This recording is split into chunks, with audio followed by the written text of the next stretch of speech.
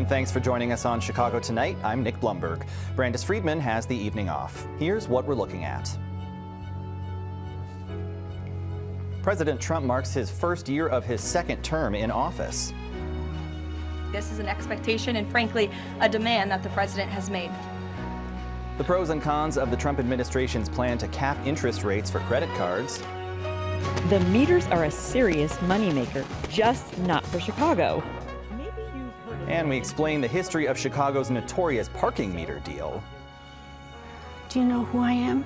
An evil child kidnapper.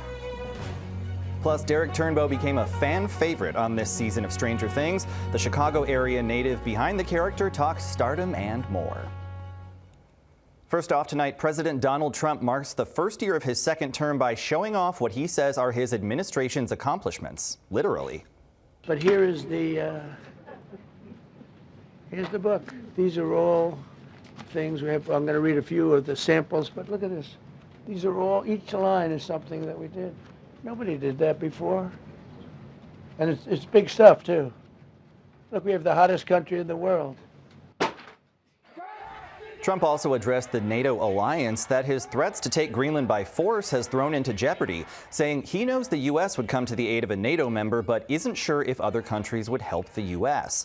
And he touted the cooperation of Venezuelan officials after the forcible ouster of its president, Nicolás Maduro. Meanwhile, Illinois leaders had a very different take on Trump's first year in office. Attorney General Kwame Raoul today outlined the actions his office has taken against the Trump administration. Raoul says in the past year, his office filed 51 lawsuits and more than 100 amicus briefs, and has protected $6.6 billion in funding the administration moved to cancel. He also says despite his office receiving more from the state's general revenue fund in last year's budget, other revenue drops meant funding was essentially flat. With the General Assembly back at work this week, Raoul highlighted that his team is stretched thin. Even if we didn't have this type of administration, I would be appealing to the General Assembly to do more so we can serve the public in all of the areas, criminal enforcement, consumer protection, across the board for the work we do. A trial gets underway for a Chicago man accused of placing a bounty on Border Patrol Chief Greg Bavino. Espinoza Martinez was arrested in October and accused of murder for hire, with prosecutors claiming he offered $10,000 on Snapchat to anyone who killed Bavino. Federal attorneys originally claimed he was a ranking member of the Latin King street gang, but the judge has blocked prosecutors from mentioning gang affiliation or using the term hit in front of the jury. The judge also barred a reputed government source from testifying without giving their full name. O'Hare retakes the title of the busiest airport in the United States. The top spot had been held by Atlanta since 2019, but according to preliminary FAA data for 2025, more than 850,000 planes took off or landed at O'Hare. Chicago officials say it underscores the need for continued investment in the airport, including the $1.3 billion Concourse D, whose 19 new gates are set to finish construction in late 2028. Up next, what a proposed cap on credit card interest could mean for you. That's right after this. Chicago Tonight is made possible in part by the Alexandra and John Nichols family, the Polk Brothers Foundation, and the support of these donors.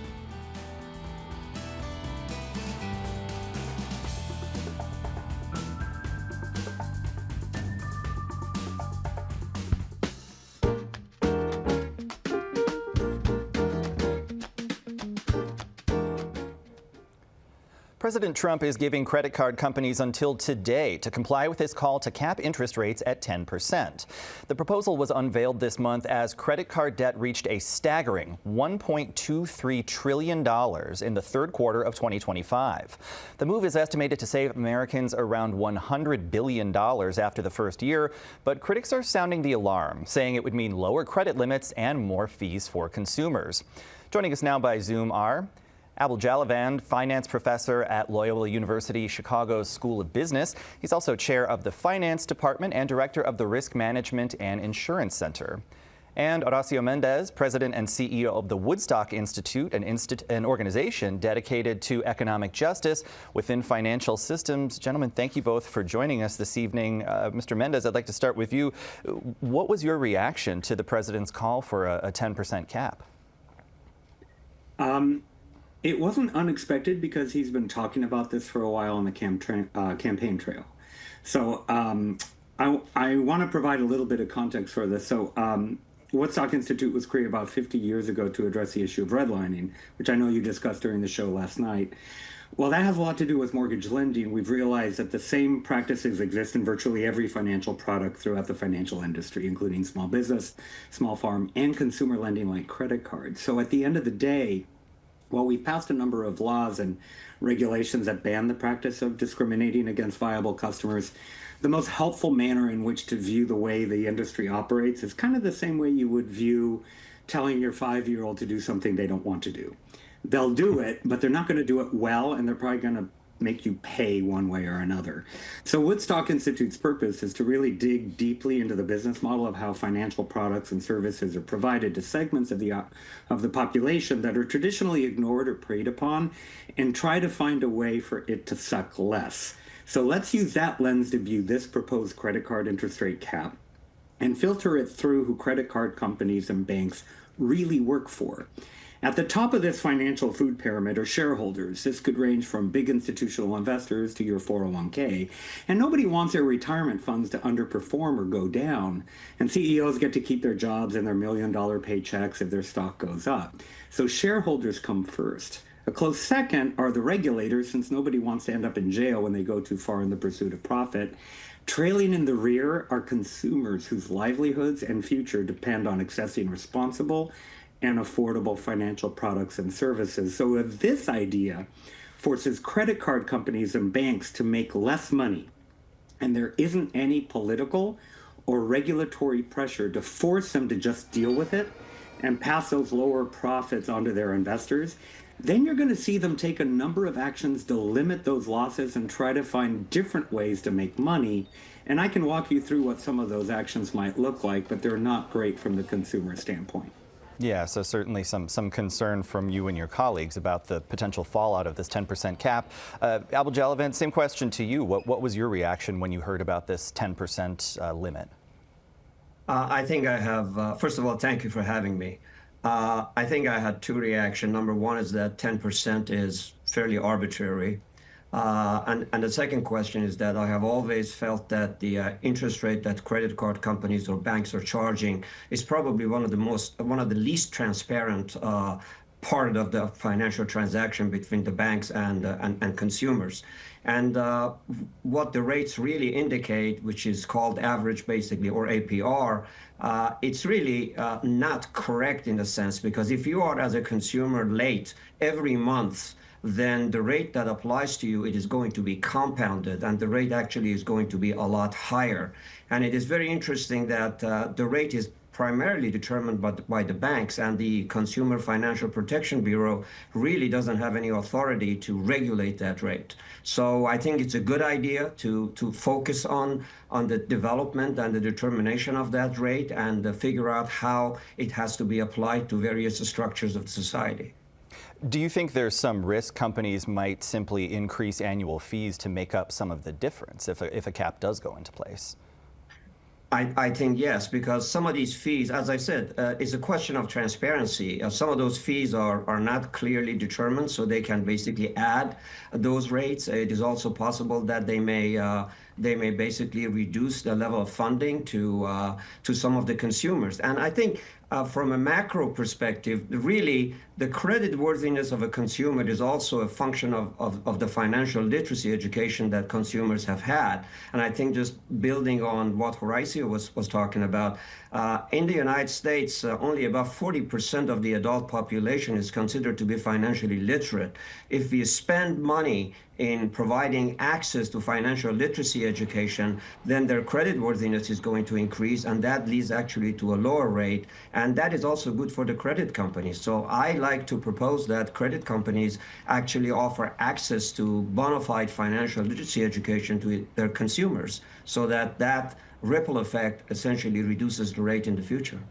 Well, Horacio, talking about some of the other, possible ways to get at these issues if folks are concerned about them. Illinois has the Predatory Loan Prevention Act. Do you think something like that could serve as a model for potential national legislation that tackles some of the same issues as folks who are calling for a cap want to see? Absolutely. Globally, there's mixed positions with regard to blanket interest rate caps. But when you think about the most predatory of the lenders, we're talking about title loans, high-cost installment loans, payday loans with an average interest rate of 391%. Compare that with an average credit card interest rate, opaque or not, of somewhere north of 20% today. So the administration really wanted to tackle the financial day-to-day drain of lending that's truly predatory. They could learn a thing or two from Illinois. Like you said, we passed this law in 2021. It mirrored the Military Lending Act, which has a cap of 36%, which for a lot of people still is really high.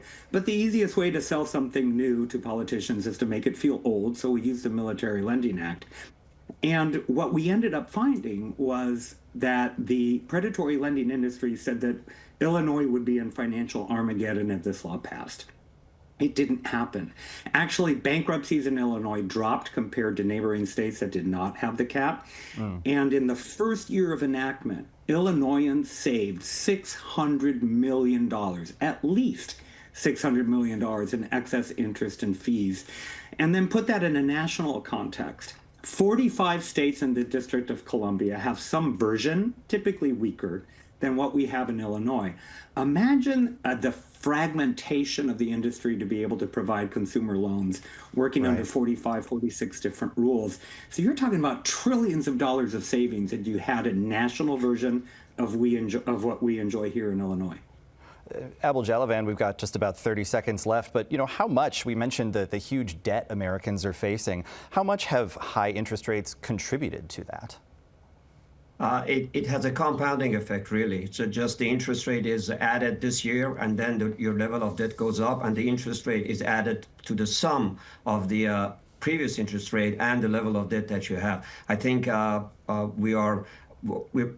as we talk about the debt to GDP ratio for the country, I think if we add the consumer debt and the corporate debt, those numbers are more staggering than what we have. So it is a real problem.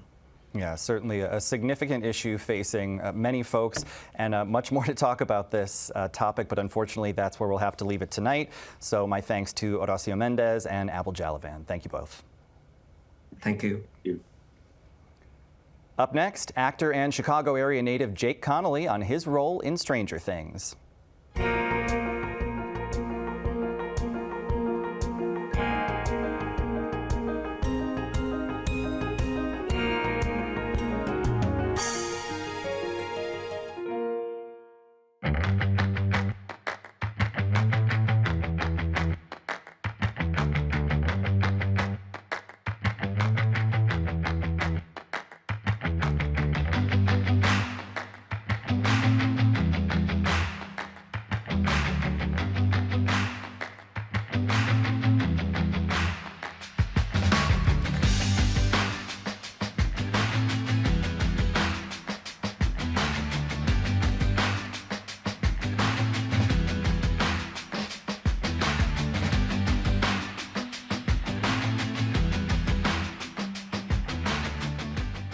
It may be hard to believe, but the phenomenon that is Stranger Things premiered a decade ago.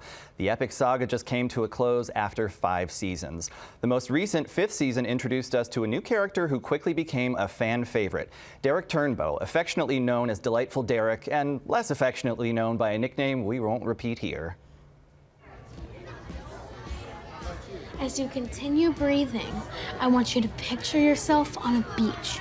The water is blue, blue as a smurf. You listen to it lap the sandy shore, like a dog slurping from his bowl.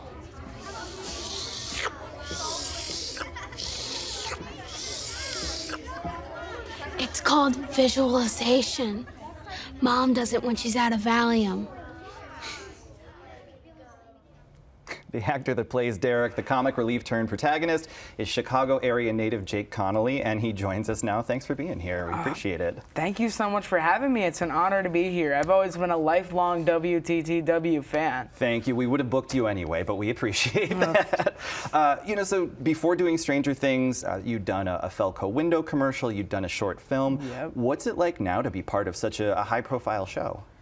I really did enjoy being on some smaller productions because that was really just dipping my toes into the water, doing a couple Felco commercials here and there, and that short film was definitely a great way to dabble into the Chicago film industry, which I'm a really huge fan of. But that was a really good way to dabble my toes in, and I really enjoyed that to be able to help me lead into this bigger, huge project. Yeah, I can imagine it might have been overwhelming to jump into without having something beforehand. For sure, yes. So you were just a few years old. We mentioned Stranger Things was, premiered about a decade ago. Yeah. Were you a fan of the show before you got the role? Actually, my family and I, my mom and dad, they both grew up in the 80s, and they were huge fans of the show even before I was able to watch it. But finally, when season 4 came out, they were like, yeah, you're good to watch it, you and your brother. And I really fell in love with it, and I was just so amazed that I actually got the audition for it, let alone being on the project itself. That's great. While you were filming season 5, you were around the age that a lot of the original cast was back when they were filming season 1. Did you get any advice from them kind of on how to handle the attention that comes with something like Stranger Things? During the table read week, when we were actually beginning to start to read the scripts, Millie Bobby Brown and her boyfriend at the time, Jake Bon Jovi, they gave me some amazing advice. We were about to go get food, and she just called me over to her huge pink Humvee, and she just gave me this amazing advice, and she said, Jake, if you need anything, you can always come to me, and make sure that if you need help, then get help. And I'm always there for you, and just make sure that we know that we've been in your shoes before, and we know how nervous it is getting onto a new set, especially as a younger actor. Yeah, especially, and coming in when they've already been established for so many seasons. But Exactly. That's great that they were looking out for you. So Derek starts off the season as kind of a bully, but pretty soon he shows there's a lot more to himself than that. Was it fun to play that character, to sort of get to play that turn? I feel like the duality of it was a really fun concept, and I really enjoy acting because I get to see how life is in another person's shoes. But it was actually a very interesting experience to be able to play what was pretty much 2 characters in one. Because Derek is he underwent so much change throughout the entire season, and it was a really fun experience. Yeah. So we were just talking about the 1980s Stranger Things, full of 80s nostalgia, 80s references. Do you have a favorite 80s movie? Oh, that is a tough one, but I've always been a big fan of The Lost Boys. My parents, since they grew up in the 80s, they know all the good classics, Stand By Me, The Goonies, all of those. It's a really kind of a 3-way tie between those, but I would say The Lost Boys comes on top. Good taste, I like it. So you were in Georgia for about a year filming this season. What did you miss most about Chicago while you were away? I think I would say the food scene in here in Chicago is just unbeatable. You never get pizza quite like you do in Chicago with the tavern style, deep dish, whatever it is. It's always so amazing. And I just really miss all the foods and comfort foods of Italian beef and deep dish pizzas that are Chicago classics. For a reason, yeah. Yep. All right, so that's what you missed. What was your favorite part of being on the shoot? I imagine it could be almost overwhelming, a production at this scale. I really enjoyed the amount of practical effects where they actually did explosions, and they even lit people on fire for real with protective gels and all that. In that one military scene, it was very interesting to see with people flying on wires. And yeah, very amazing to see all those practical effects instead of all CGI and green screens. All right, so you're gone for a year or so. What did you tell your friends you were doing while you were away? So actually, I had told my friends that I was doing a mayonnaise documentary, as I didn't know many people who had that many follow-up questions to mayonnaise. Okay, well, you know what? If they bought it, they bought it. Yep. So once they found out what you were actually up to, how did folks react? A couple of my friends were kind of disappointed the mayonnaise documentary wasn't coming out. I would like to see it. Yeah, I think everybody, they were just made me feel so supported, and I'm just so glad that I have a strong backbone of my family and friends that really made me feel good about the work that we did, and I'm really glad to have that. Yeah. So I know you play football, baseball, you practice karate. How did you get interested in acting in addition to those? I feel like that with sports, I did the Arlington Cowboys football in Arlington Heights, the Arlington Heights Kids Karate Club. All of that really builds the amount of discipline that you need to be able to be an actor, because it is very tough in some situations. And as long as you're prepared, it's definitely a fun experience, but you got to make sure you have that preparation before you can actually have all the fun of it. Yeah, and it sounds like you got some of that team environment on the set as well. For sure, yeah. Just being in sports and karate definitely helped me build that sense of teamwork that, if teamwork makes the dream work, if one cog is broken, the whole machine's broken. Are you still interested in pursuing acting roles? Are there other things you want to try right now? I'm actually, I'm just signed on to be doing an indie film here in Northern Illinois, which is really exciting because I love supporting the Chicago film industry. That short film that I had done was really great. We filmed here in Chicago, and it premiered at the Gene Siskel Film Center, which that was really exciting to see myself up on the big screen for the first time. But I'm just really looking forward to doing a couple more things in the Chicago area and, just exploring all my opportunities I can find. All right, well, speaking about, potential future opportunities, a lot of folks wondering if Stranger Things might get a spin-off. If that happens, would you want to come back to the world of Hawkins? I feel like if I had the opportunity, that would be amazing. I mean, it would be even better if we just got some of the cast and crew that we had gotten before, because I really enjoyed working on that set, and I would give almost anything to work with all those amazing people again. All right, we're almost out of time, but I know you're a big Bears fan. How you doing after this weekend? Yeah, pretty heartbroken. I mean, we played a good game. We got potential for next year. There's always next year. That is the right attitude for a Chicago fan to have. All right, well, it was a lot of fun watching you on this season. Jake Connolly, thanks so much for joining us. Such an honor to be here. Thank you guys so much. Absolutely. And we're back with more right after this.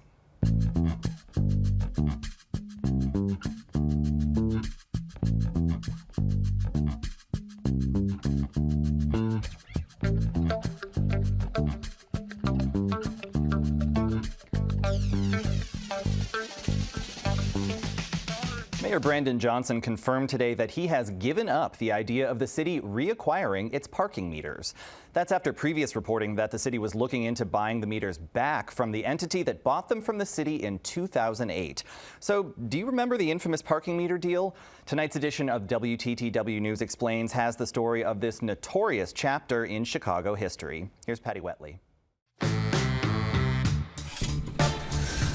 Every time a Chicagoan pays for parking, an investor says, ka-ching. The meters are a serious moneymaker, just not for Chicago. Maybe you've heard of the infamous parking meter deal. Here's why it's so unpopular and how it became a case study in worst practices. Picture the year 2008. A global financial crisis strikes and everyone is a little strapped for cash, including Chicago. The city is broke. Now, if you want to plug a budget gap, raising property taxes will do the trick. But if you want to remain popular with voters, that's not such a great idea. So Mayor Richard M. Daley got creative. He looked around for assets to sell. What about Chicago's 36,000 parking meters? Bingo! A hastily formed investment group, the creatively named Chicago Parking Meters, LLC, agreed to cough up $1 billion in change for a 75-year lease. And Chicago City Council rubber-stamped that plan faster than members could read the terms of the deal. $1 billion sounds like so much money, and it is, but so much more money may have gotten left on the table. Some analysts believe the parking meters were worth at least $2 billion. As soon as the new renters took over the property, they began raising fees and their profits. A quarter used to buy an hour of parking time. Today, But wait, there's more. If the city takes a parking space out of service for, say, a street festival or to build a protected bike lane, it has to pay Chicago parking meters for the lost revenue. So now the landlord is paying the renter. Plenty of people have searched for loopholes that would allow the city to break this almost comically lopsided lease. No dice. The courts have called the deal foolish, short-sighted, or worse, but it turns out it's not illegal to strike a bad deal. With decades left on its lease, Chicago Parking Meters LLC has already made back its initial investment and then some. An impressive return on investment for them and a tough break for Chicagoans.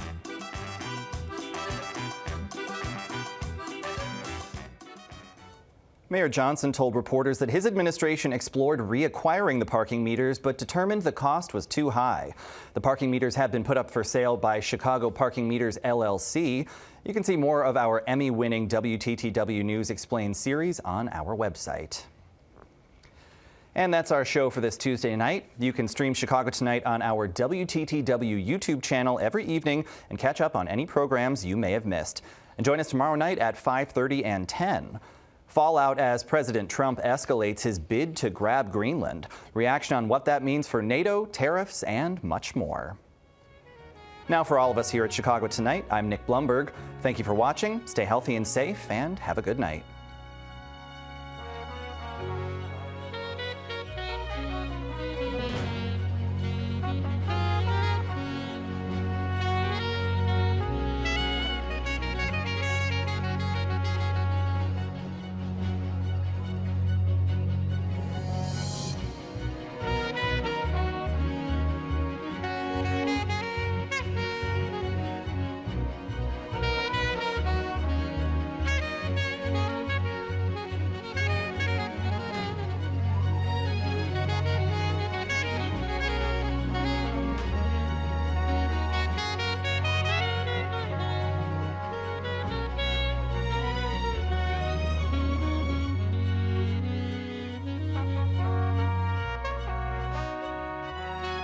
Closed captioning is made possible by Robert A. Clifford and Clifford Law Offices, a Chicago personal injury and wrongful death firm, righting the heaviest wrongs for more than 40 years.